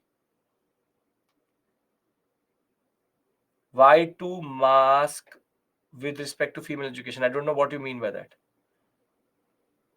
But sir, but European used to do odd things in medical, such as bloodletting. How they could be advanced? Well, that is not specific to the English. That is specific to medical sciences at that point of time. Didn't Indians rebel for this education policy? Like Brahmins could have said they don't want to teach Vedas. We won't take their education. ठीक है, rolling Brahmins. Then what will happen? You think that the Governor General of India is going to say, no, no, no, the Brahmins are saying that we should not do it. Let's stop. So why that way? So they should have listened to us in multiple perspectives. There will be resistance. There will be rebellion. The whole colonial rule is about resistance and rebellion. But how would that be something which will dictate how British are going to respond? Sir, why British tried to mask their intentions in the name of girl education? No, they are not masking their intentions in education. They are just trying to show that they are better. I'll discuss this when I will discuss a social justice reform movement. That there's a superiority complex which they have, which is called white man's burden, and they will make women as an indicator of superiority. So I will show you that there's a politics behind choosing women's education or women's issues, and that is linked to the concept of how basically there was a need to go beyond it in that regard. Are we clear?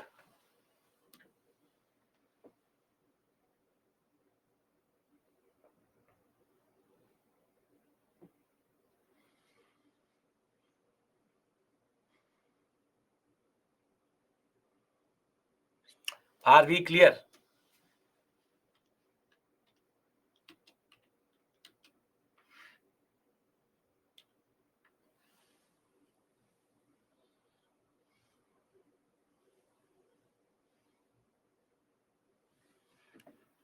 Clear. Okay.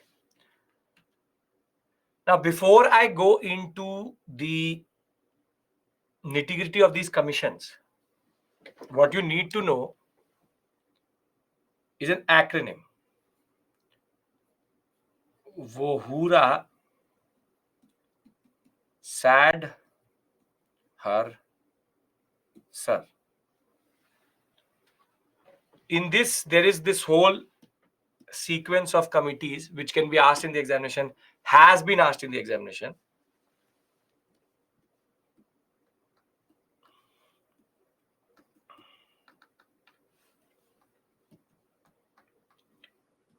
Hunter Commission,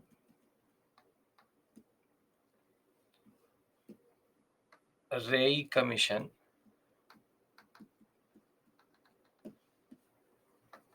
Sadler Commission,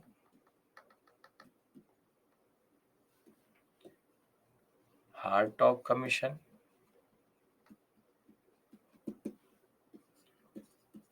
and Sargent Commission.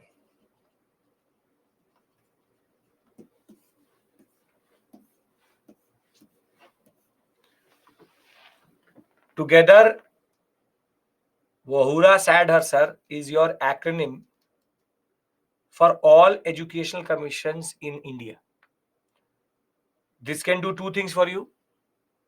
First, if there's a question with regards to what was this committee related to, you know that. And second, if there's a chronological question with regards to their commissions, they can also be understood. One task, I give it to you. And I want it by Saturday. And I'm going to ask for it first thing next Saturday. What I want you to do is Famine Commission and the Education Commission. I want you to mix them up and give me an acronym. We know that it is SLM, Strache, Lyle, McDonald, and it is Vohura Sad Har Sir. What I want from you is that you put this SLM where you need to put in and come up with an acronym or at least the sequence. I could have done it. That's the easiest I can do. But I want you to Google their dates. In the process of typing their names, you will remember it. And it would be a good homework. That by next Saturday, you will give me a acronym which embodies this in that regard. Can you do that? Can you do that? Perfect. So add Famine Commissions and Education Commissions together and give me an acronym. Okay. Now, what you also need to know is the basic, most important recommendation of each of these commissions. Because you never know with the examiner, he can also ask you a question which is basically maybe related to mains also. So in that context, we have to now see what is the basic recommendation. So what we'll do is we'll create one more slide. Wo, who, ra, sad, har, sir.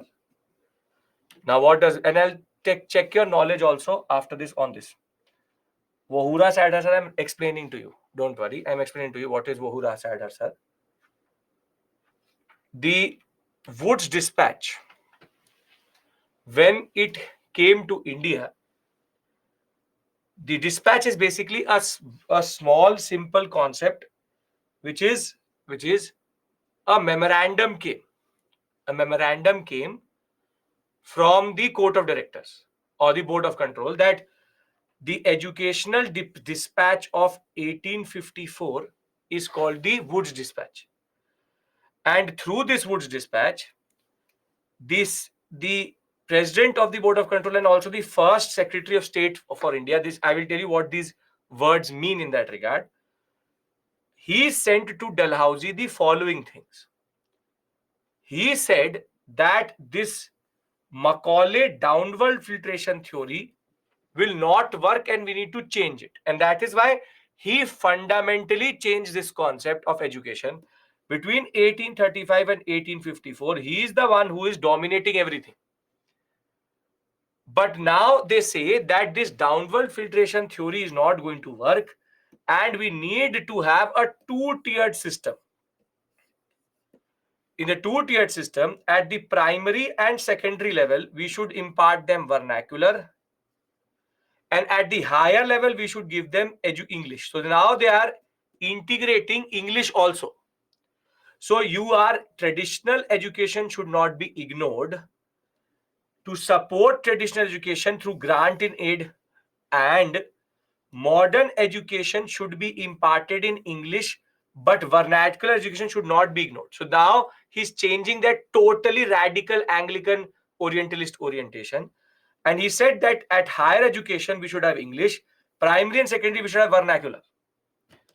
Now, this is a very groundbreaking understanding, because now this will change everything in that regard. So, Vohura, out of that Wood's dispatch says that three things: rejects downward filtration theory, same point of time, English plus vernacular, and English at higher education level, and vernacular at the primary and secondary. Have you noticed one thing? That isn't this model till today there? Isn't this model there till today? That you learn vernacular education in school, which is your Hindi, English, one Indian language for sure. But when you go to straight away college, you are not allowed to do anything else. You have to do English. Either you do the whole course in English or you do it in Hindi. This is a Wood's dispatch thing, that we need to have a mixed model. That we need to have a mixed model, not this type of model. And therefore, he has now broken this concept itself. Hindi is taught in university level as well, but your degree will either be fully in English or in Hindi. I have taught in university, I know it, which is that all subjects, meaning that you can take, for example, I take history honors. I can write in the examination either in English or in Hindi. I can't have both. Are you getting my point? Your medium of writing in the examination has to be one, not two. It can't be that you're writing one answer in English, other answer in Hindi. Do you do that? No, right? So there's this concept of one. Higher education having English as the emphasis is something which Wood's dispatch is doing. See, he's in a way also reconciling the difference. Understand this point. He's reconciling the difference. The difference is that at the end of the day, there is a pressure which was created by Macaulay that it should only be English. But he's removing that. Now Wood's dispatch will be pioneering in introducing this concept. And based on Wood's dispatch understanding, there will be multiple institutions which will come up in India. And that is going to be in 1855. The education departments will be established in Bombay, in Madras, in Bengal, in Northwestern Province, and in Punjab. At the same point of time, in 1897, you will have Indian Education Service developing, which India needs like anything today, which is like the IS, a Indian Teacher Service. That if you want to go into teaching, if you want to have that, you need to give a proper educational service type concept to the whole Indian system itself. And the most important, there will be in 1 year itself, in January Calcutta, in July Bombay, and in Madras September, 3 universities will be established, the oldest universities in India, which are University of Calcutta, University of Bombay, and Madras. Remember this sequence because this comes in the examination sometimes. CBM, Calcutta, Bombay, Madras, and then Punjab in 1882 and Allahabad in 1887. So you can see that there's a whole flurry of institutions which will be established, but the 3 most important universities, University of Calcutta, University of Bombay, and University of Madras will be established by the Woods Dispatch mandate. But they will not stop there, because education needed to evolve with time, and therefore the Hunter Commission will be sent in 1882. The Hunter Commission will be sent in 1882, and Hunter now had a totally different mandate. And the different mandate is that he now wants to say, okay, Woods Dispatch is working. Net Kumkum is for assistant professors to get eligible. But if you want to have a centralized administration in India, education as it is a state subject, so there's no centralization. But the point is, they needed the British understood that there needs to be centralization. So Charles Wood Dispatch, he says, okay, it's good, but we need to have local bodies controlling everything. Now you see how he's talking about local bodies controlling everything. Centralization is a problem. And he will be the first one who will say that private universities and private colleges should also be there. That is the private concept, that private schools and private universities should also be there. And there is a double division, which is university and vocational. That if you want to go for a career in ITI, you don't have to go to the university. So herein, the next most important transition is Hunter Commission. Hunter Commission says three, again, very important things. First, private schools and colleges. The concept that you need to have university and vocational education, and local bodies should take control of primary. Are we clear about Woods Dispatch and Hunter Commission?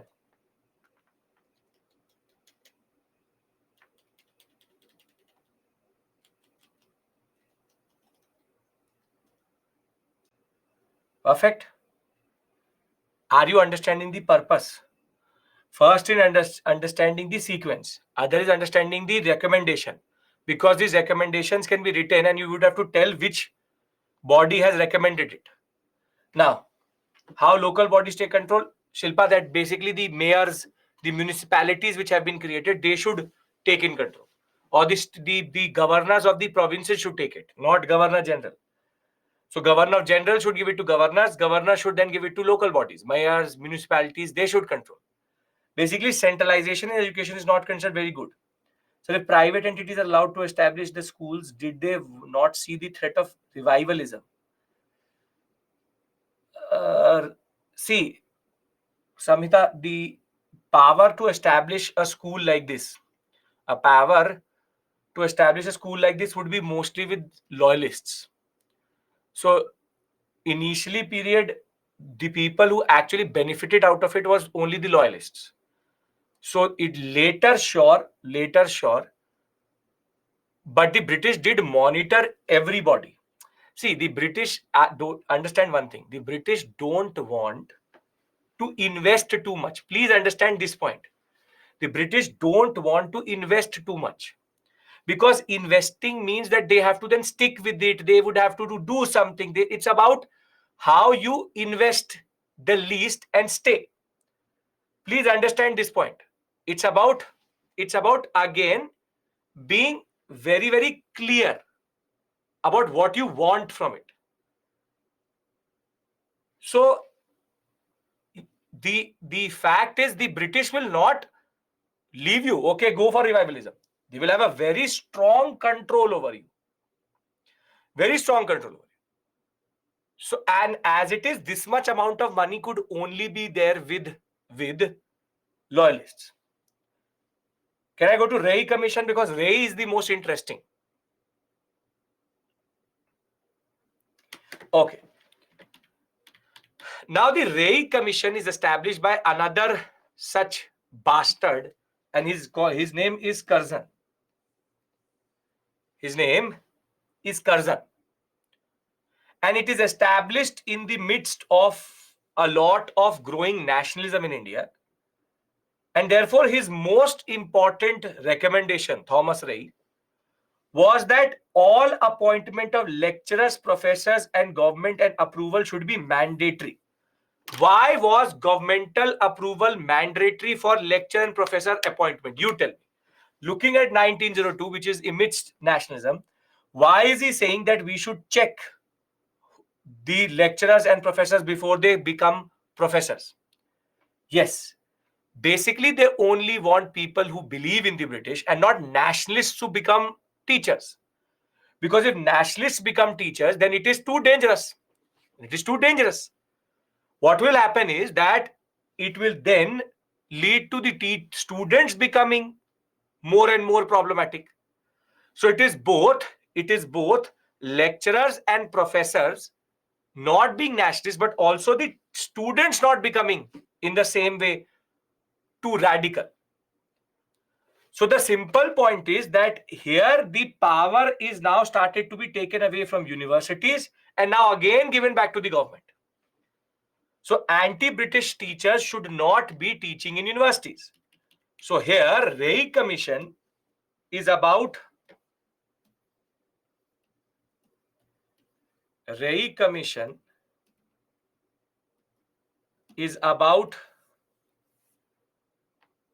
centralization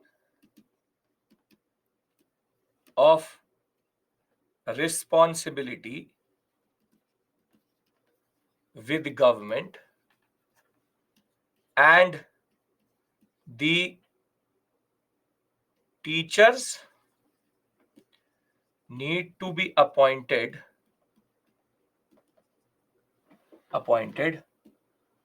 with government consent. Are you getting my point? That here the British are now starting to trying to control the universities. Can we go to Sadler, Hartog, and Sargent?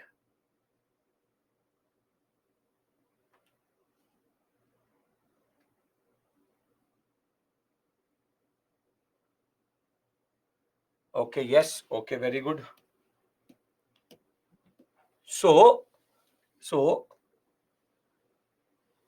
Sadler, Hartog, Sargent.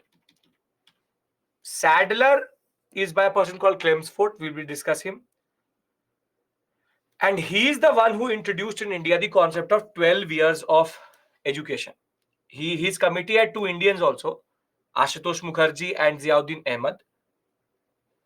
School education, 12 years. The concept of first to 12th is actually going to come from him.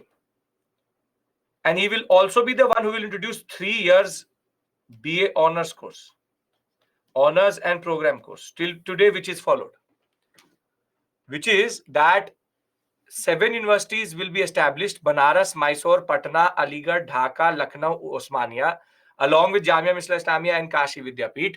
But the universities will now divide their courses into BA program and BA honors, which till today exists. So the point is, this is a significant thing. Sadler, 12 years, 3 years, BA honors program, 12 years school. Then comes Hartog. Hartog recommendation is that we need to consolidate primary education. There are too many schools, as Samita pointed out, there are too many schools that is leading to deterioration of education standards. So we need to diversify. We need to diversify the courses as per the need of the hour. So his is just that too many schools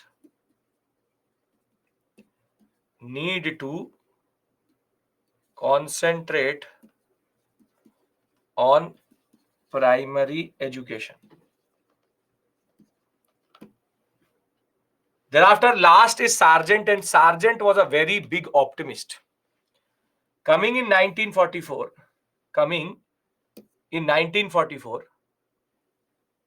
his argument is the most interesting.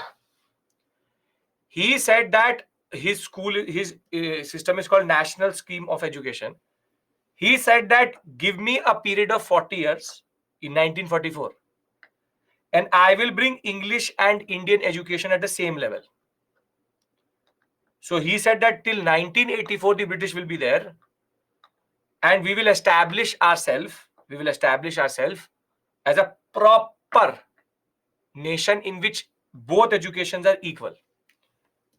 And this is the absurdity of his proposition, that he was in 1944 optimistic that they will go till 1984.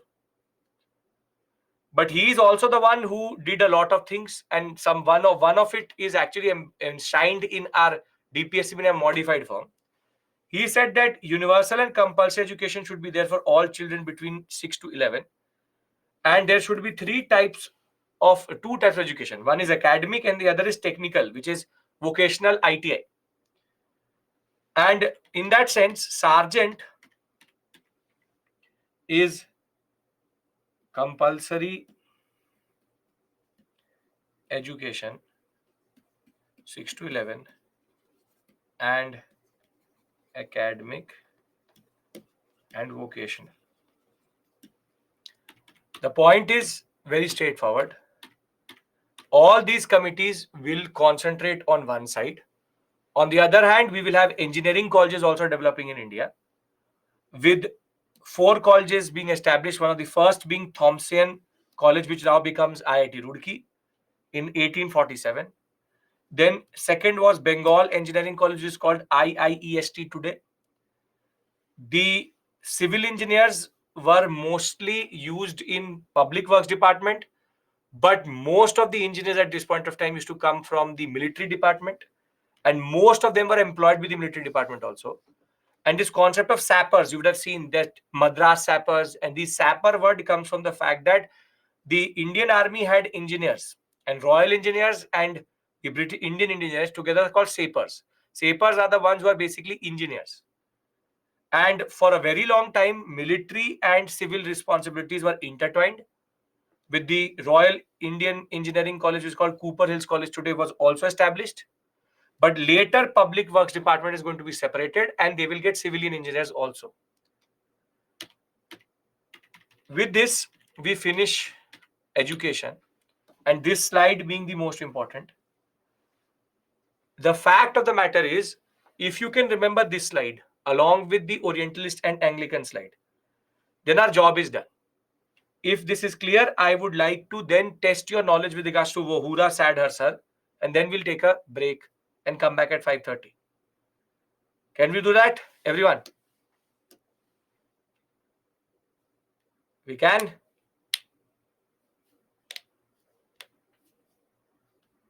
Okay. Okay.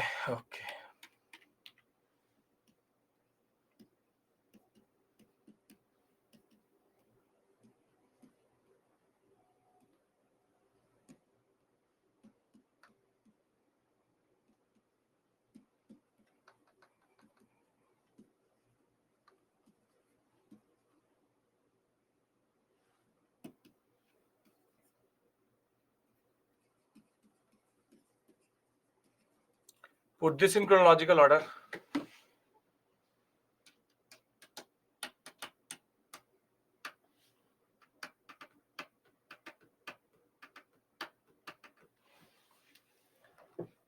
Five, 1, 3, 4, 2. So we have 5. Wo, who. Ra is not there. Sad, her, sir. So you can do this also. Yes? Okay. So we take a break here. Once I come back, we come back at 5:30. We come back at 5:30 and we talk about constitutional development. Constitutional development we will discuss. We will discuss between 1773 to 1853. This will be one of the most important discussions which we'll have today. Right? Okay. See you and take care.